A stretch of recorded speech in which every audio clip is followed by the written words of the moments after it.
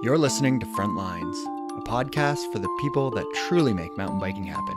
Not the riders, racers, or product designers, but the builders, advocates, and the often forgotten board members of your local mountain bike trail association.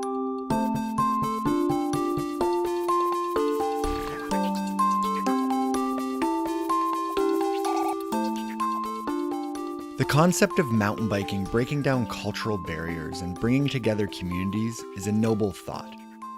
But unfortunately, it would seem that most of the time, mountain biking highlights the divisions within a community. As trail advocates, we constantly deal with concerns from other user groups or what is often referred to as NIMBYs or the not in my backyard types. But today we're going to hear about how mountain biking actually brought two communities together. And what's even more amazing is this took place in one of the most culturally divided places in the world, the Middle East. I'm your host, Brent Hillier, and this is episode 20 of Frontlines.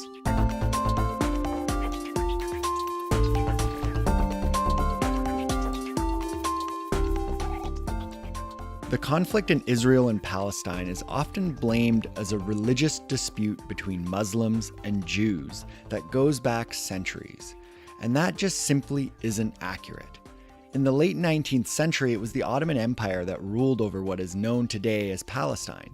And in 1878, the population was 87% Muslim, 10% Christian, and 3% Jewish. And for the most part, everyone lived peacefully. But the world was shifting, and nationalism was beginning to spread in Europe and beyond.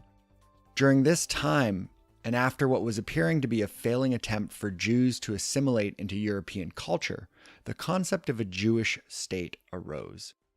With the defeat of the Ottoman Empire in World War I, the British established a colony in Palestine.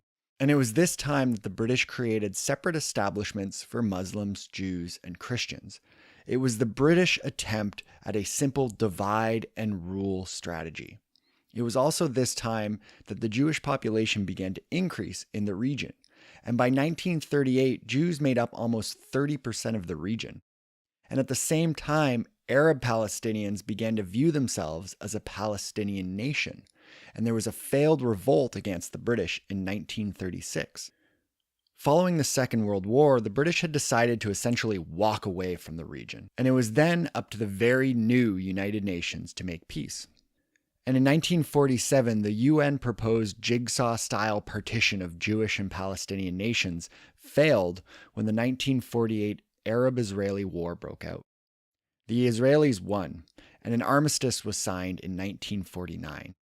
And at that point, Israelis now occupied 30% more land than the 1947 UN proposal.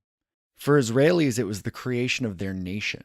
But for Palestinians, it was a catastrophe known as Nakba, making them stateless. And in 1967, war broke out again, lasting 6 days, and it was known as the 6-Day War. And it gave Israel control of even more of the region, including the West Bank and Gaza Strip. What's often misunderstood is that Muslim, Arab, and Palestinian are not exclusive of each other.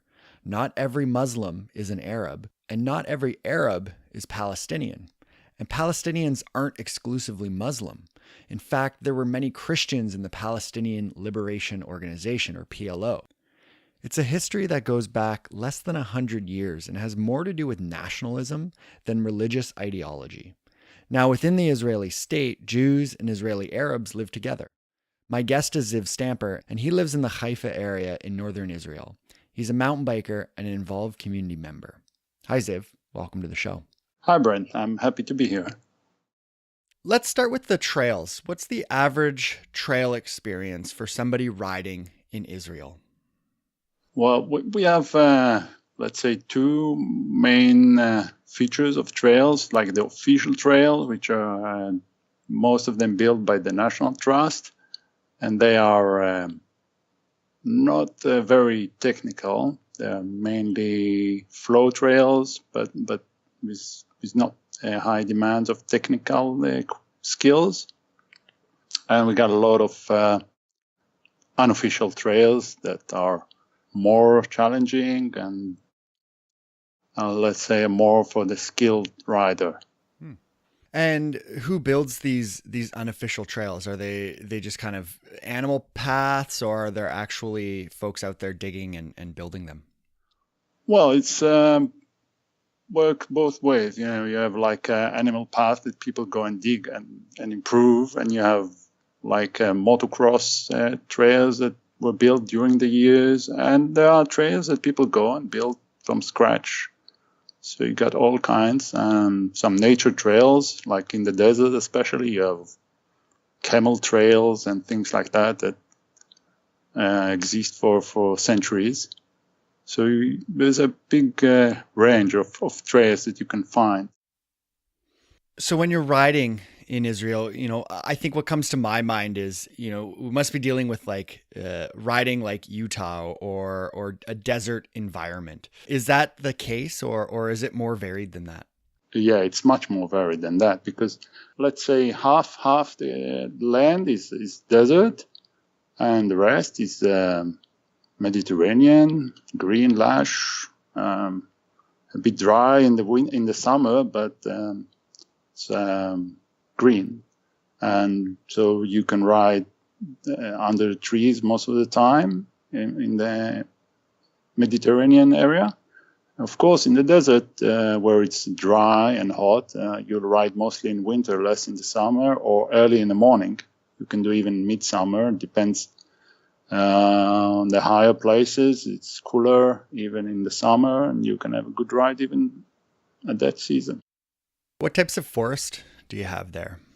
Most of the forests were planted actually around 60 years ago as pine trees.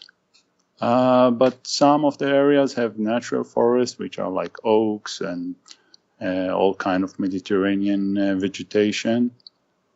But most forests are planted, and that's where most of the authorized trails are, the National Trust built trails, because they also planted all the forest. They own most of the land, the open space land. What was the political climate in the region back in 2015?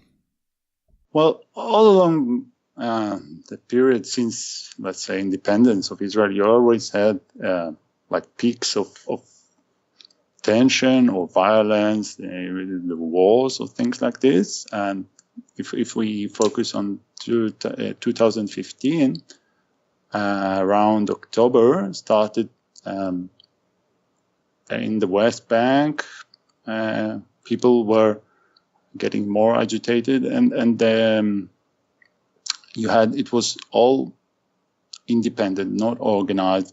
People were going and stabbing people in the streets, whether the civilians or soldiers, and it was very sporadic. You couldn't expect where and when it's going to happen, but it happened on a daily basis.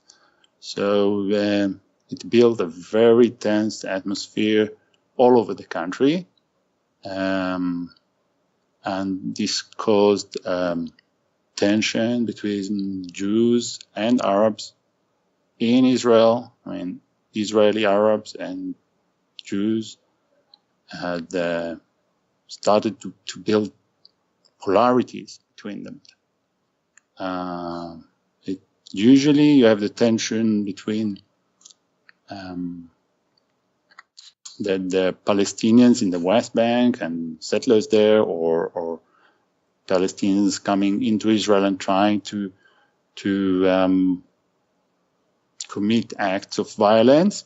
But this gone beyond that, and because it became a daily thing, and people, you couldn't tell where and when and who is going to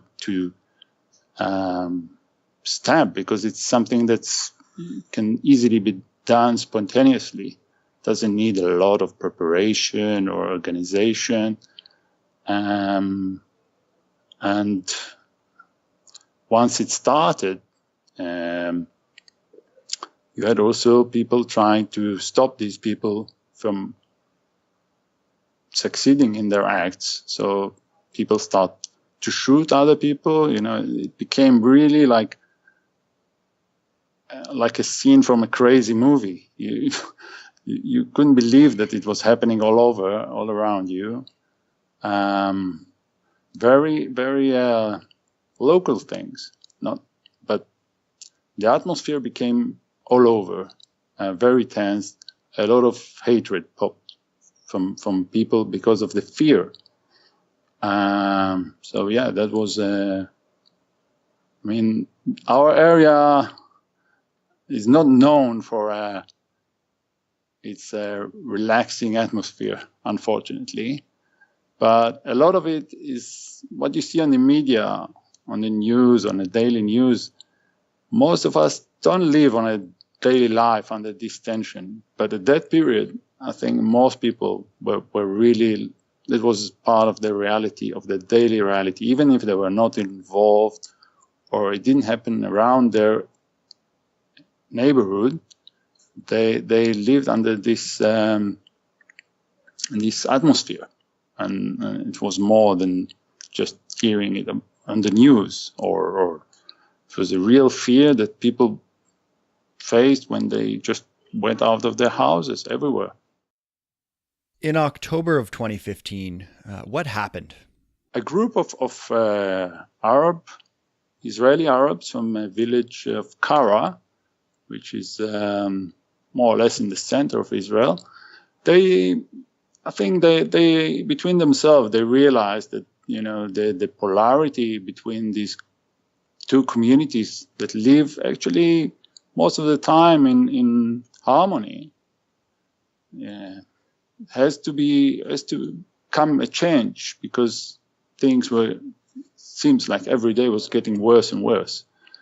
So they just posted on a Facebook group, a riders group, that they invite riders to come for a joint ride of Jews and Arabs, in order to prove that reality doesn't have to be the way it is at the moment, and that there is hope for life together. So this ride, we were like 25 riders, more or less half Jews and half Arabs. And I think everybody had this feeling, it looks strange now because it's so natural that actually different people from different communities meet and have good time together. But I think on that first meeting, people came with a lot of uncertainties, and so it like proved everybody that there is something to hope for, and that living together is not just something that been like forced upon us, that we can actually benefit from it. People bringing different cultures, different thoughts, and together it can be better. It's not necessarily confronting each other. And actually, after this ride, we just we thought it can't end like this. We felt like we want to have a continuation of this. So a month later, we organized a ride at our community, and actually on the second ride, it was like quite unbelievable, because we were like 60 riders, which we weren't really prepared for such a mass of riders. It's just something, few people organized. It's not something official. It's not something with any outside support.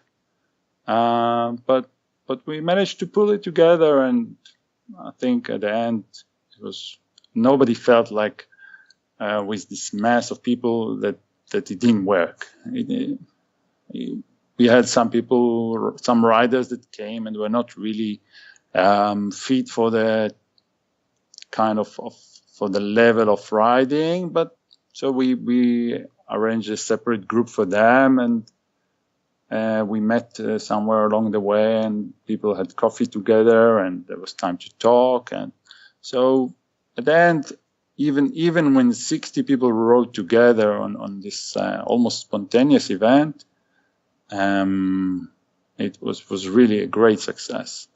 And ever since then, we try every few months. It depends. Sometimes it's every 3 months or 2 months to have something in a different community. And for myself, as I'm kind of involved in all this organization, one of the important things was that each time a different community will take responsibility for the event, and it's not organized just by a few people who keep this project going on, but each time a community takes responsibility for the ride that they host. So I believe in this manner, more people are sharing the responsibility. It's not somebody who is taking care and I'm just coming to ride, but you initiate some kind of responsibility, and yeah, people just they take it as their own thing, not just something that they take part of, but they are part of it. Excellent. At these rides, you're getting folks from various different communities. They're going to perhaps somewhere that they've never been before, a community that they've had no reason to travel to before. And what is the atmosphere like? Is it really just a bunch of mountain bikers from lots of different places who may not know each other, meeting up and really just riding and talking about bikes? Or is there a discussion about greater politics, or is that kind of a topic that isn't touched? That's maybe just, let's not talk about politics and let's just go ride our bikes. Yeah, definitely. That's like we each time we organize one of these rides, we publish on the Facebook group, and the title is "Let's Ride, Leave the Politics Aside." And people, of course, they come from various backgrounds. They have various political thoughts. It's not just being part of a community. Even within a community, you have people with different political thoughts. So, I mean, even if you go to ride with your neighbor, you might not share the same political ideas. So, yeah, we rather not bring it up front. It's not like it doesn't exist, political differences, but when we ride, we share this passion for riding. And it makes it easier for us to share it and find the common thing rather than find something that separates us. We have all over around us things to separate between people, between various communities or tribes, let's say. So we bring this one thing that easily unites us, and that's the focus of the ride. And then, of course, you get the time to talk with people, and you talk about whatever comes up. It's not like you shouldn't talk about politics, but it's not the issue. And as riders like to talk about their bikes or their rides, it's natural. That's most of the time the subject. And when these rides, they start to create such a kind of a tradition of rides, you get to see the same people again and again, and you create contacts that are beyond just meeting on this one day of ride, and becomes a base for friendships. So have those outside of the mountain bike community, have they noticed these gatherings? I think there was a talk about like having these rides covered by media and things like this, and I don't think it's something we shouldn't do, but so far it didn't really take place on there was once on I think Arab channel.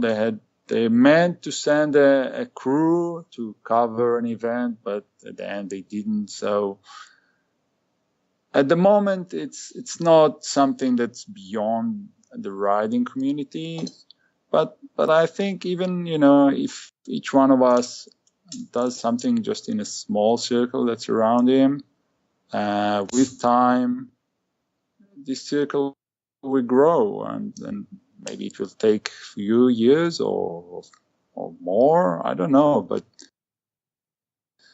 I think all the people that are involved, they can see that there is hope, and people can easily find something that unites them rather than stand.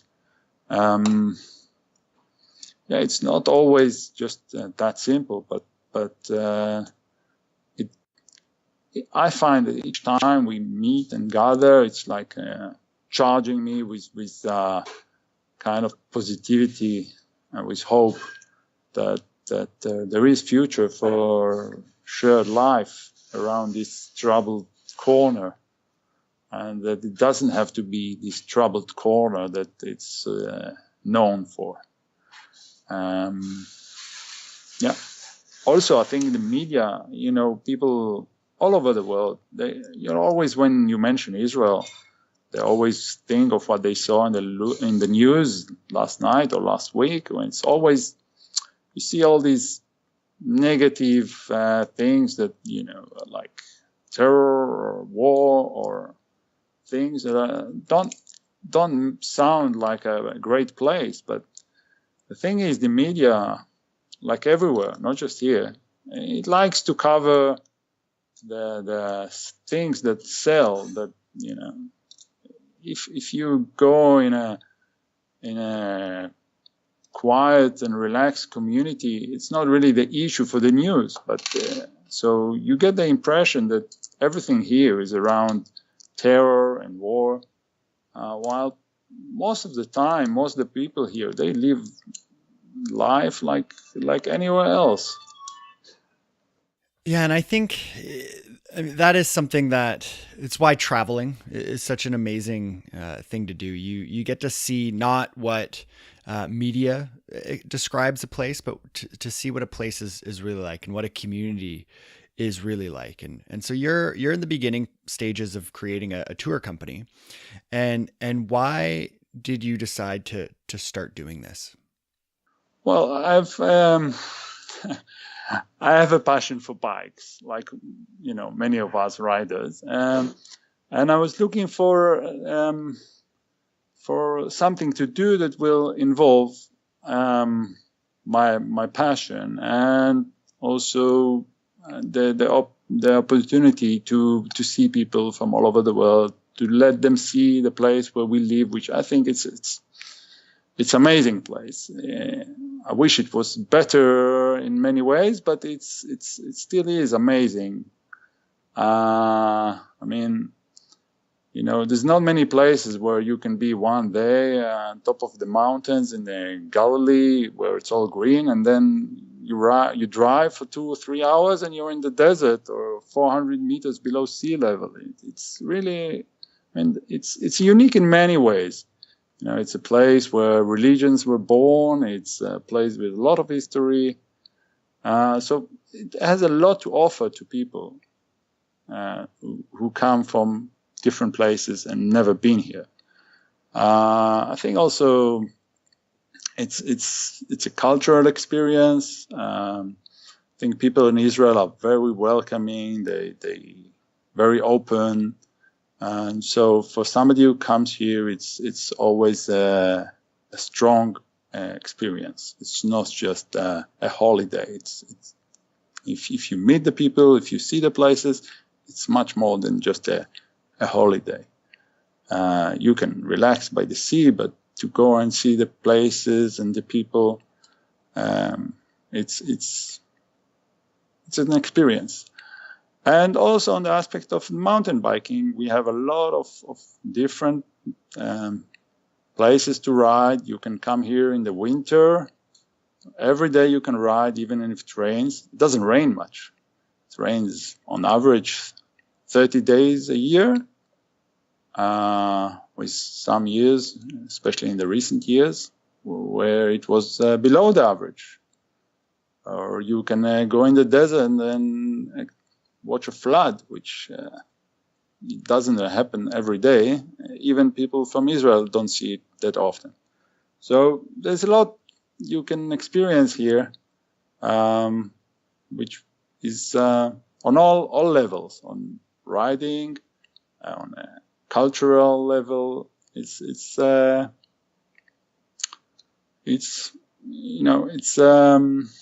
how should I say? It's more than the average mountain bike holiday, let's say, because it's not just about it. There is the mountain bike aspect, but there's a lot more around it. Very cool. What's your favorite trail in Israel? Most people would say the Sugar Trail, because it's an old camel trail that goes from Jerusalem to Jericho. It's quite thrilling to go from the mountains above sea level to below sea level. It's a very fun trail, carved by camels on hundreds of years of caravans. But apart of that, there is great places to ride up north, like enduro trails. The main thing we miss here is like long trails that you can find, let's say in Canada or in Europe or in the States. But it means that you go maybe 2 kilometers on a downhill at the most, and then you have to climb uphill again, but it's part of the experience. So for folks who are interested in biking in Israel, how can they get a hold of you? We have a website at www.bikeaway-adventures.com, and you can get a lot of information about mountain biking in Israel there. You can contact me through the website, and you can learn about the country, what it had to offer for mountain bike riders. Awesome. And we'll include a link in the show notes there. Well, Ziv, I just want to thank you for taking the time to chat with me. I really appreciate it. It was a pleasure for me.